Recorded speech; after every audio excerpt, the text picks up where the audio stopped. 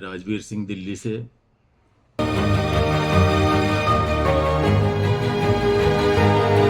मैं आज आपसे राजनीति पर कुछ बात करना चाहता हूँ। आज नवभारत टाइम्स में, आज यानी कि 27 फरवरी 2025 में नवभारत टाइम्स में एक खबर निकली है कि दोषी नेता पर ताउम्र बैन के खिलाफ केंद्र। ये आप देख सकते हैं, ये खबर जो है नवभारत टाइम्स की हेडिंग है पूरा। और इसमें केंद्र सरकार ने दोषी करार दिए गए राजनीतिक नेताओं पर आजीवन प्रतिबंध लगाने का अनुरोध करने वाली एक अर्जी का सुप्रीम कोर्ट में विरोध किया है।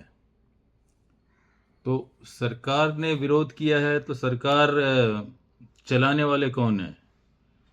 सरकार चलाने वाले वही लोग हैं, नेता हैं, जिन पर के जनता कंट्रोल करने के लिए हमेशा जो है कंट्रोल नहीं कर पाती है। और अगर कोई बुद्धिजीवी सुप्रीम कोर्ट में जाके उन पर कंट्रोल करने का कोई उपाय भी करता है, तो उसको उन्हीं नेताओं के द्वारा संचालित सरकार में विरोध किया जाता है। तो साथियों, मेरा केवल कहने का ये मतलब है, अर्थ है कि जनता जो है अपने नेताओं पर कैसे कंट्रोल करे। इसमें सरकार ने अपने पक्ष में जो है, यानी कि नेताओं के पक्ष में जो मुद्दे दिए हैं, उसमें सरकार ने कहा है कि संविधान ने संसद को अयोग्यता से जुड़े कानून बनाने का अधिकार दिया है। तो मेरा न्याय के संदर्भ में ये कहना है कि अपराधी अगर कोई है तो वो अपने अपराध का निर्णय स्वयं नहीं कर सकता है। यानी कि नेता इसके पक्ष में नहीं है कि अगर उन पर कोई ऐसा अपराध सिद्ध हो जाता है जो उन्हें पूरी उम्र बैन करने के लिए शक्तियां देता है कोर्ट को, तो वो उन शक्तियों को मानने से इनकार कर रहे हैं। वो नेता कहते हैं कि यह न्यायिक समीक्षा से जुड़ी सुप्रीम कोर्ट की शक्तियों से पूरी तरह परे है। यानी कि नेताओं पर सुप्रीम कोर्ट भी कोई नियंत्रण नहीं लगा सकता है। तो साथियों, मैं आपसे केवल यही कहना चाहता हूं कि नेताओं पर न सुप्रीम कोर्ट कोई बैन लगा सकता है, न जनता के हाथ में कोई ऐसा वो है हथियार कि जो नेताओं पर बैन लगा पाए। तो ये हमारी राजनीति कहाँ जाकर रुकेगी? राजनीतिक सफाई का काम जो करने वाले लोग हैं, बुद्धिजीवी हैं, वो कैसे जो है नेताओं के गलत कामों का विरोध कर पाएंगे, या जनता कैसे कर पाएगी? आजीवन बैन सही है या नहीं है, यह सवाल पूरी तरह संसद के दायरे में आता है। संसद नेताओं द्वारा चलाई जाती है, तो नेता न जनता के कंट्रोल में है, न सुप्रीम कोर्ट के कंट्रोल में है। नेता अपने अच्छे बुरे कार्यों का स्वयं ही निर्णय करते हैं, अपनी सैलरी खुद ही बढ़ा लेते हैं। तो इसके लिए साथियों, मैंने एक मुद्दा उठाया है जो कि जनता के वोट वापस लेने के अधिकार के द्वारा जो है हम नेताओं पर नियंत्रण रख सकते हैं। तो जनता अगर जो है अपने नेताओं पर नियंत्रण नहीं रखेगी तो राजनीति का पतन इसी तरह होता रहेगा। तो मेरा आपसे यही अनुरोध है कि जनता के हाथ में एक ही हथियार है, वोट वापस लेने का अधिकार। जनता का हथियार वोट वापस लेने का अधिकार। बस साथियों, मैं यही कहना चाहता हूँ। इस पर जो है आप विचार कीजिए।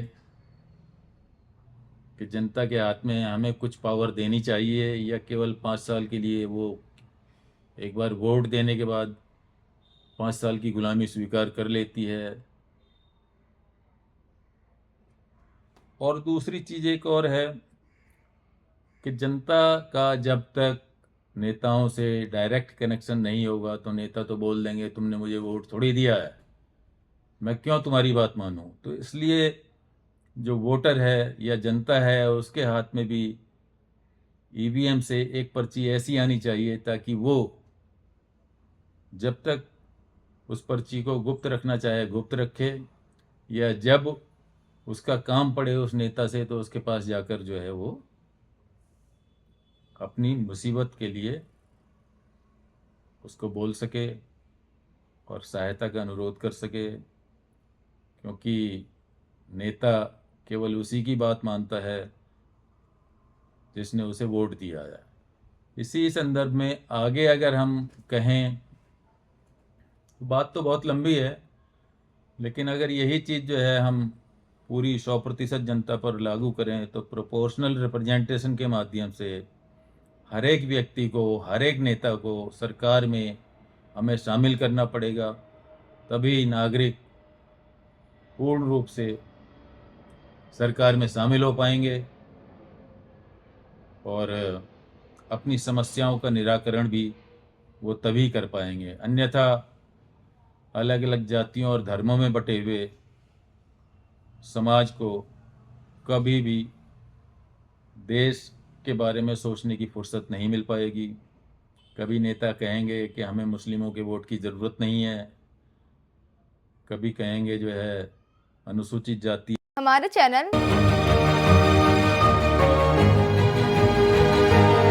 लाइक, शेयर, सब्सक्राइब देखना मत भूलिएगा। जय भीम, जय भारत, जय संविधान, नमो बुद्धाय। धन्यवाद। चैनल आर्थिक समस्या से गुजर रहा है। अगर आप बहुजन समाज में बाबा साहेब आम्बेडकर और तथागत बुद्ध की विचारधारा को अधिक से अधिक लोगों तक पहुंचाना चाहते हैं तो हमें आर्थिक सहयोग प्रदान करें, ताकि हम अपने चैनल के माध्यम से देश विदेश में समता, बंधुता, एकता और संवैधानिक अधिकारों को ज्यादा से ज्यादा लोगों तक पहुंचा सकें। आप अपनी सहायता राशि नीचे लिखे खाते में जमा करा सकते हैं। खाता धारक गौतम रत्ना, खाता संख्या 316957686551, IFSC कोड SBIN 0060336, बैंक भारतीय स्टेट बैंक।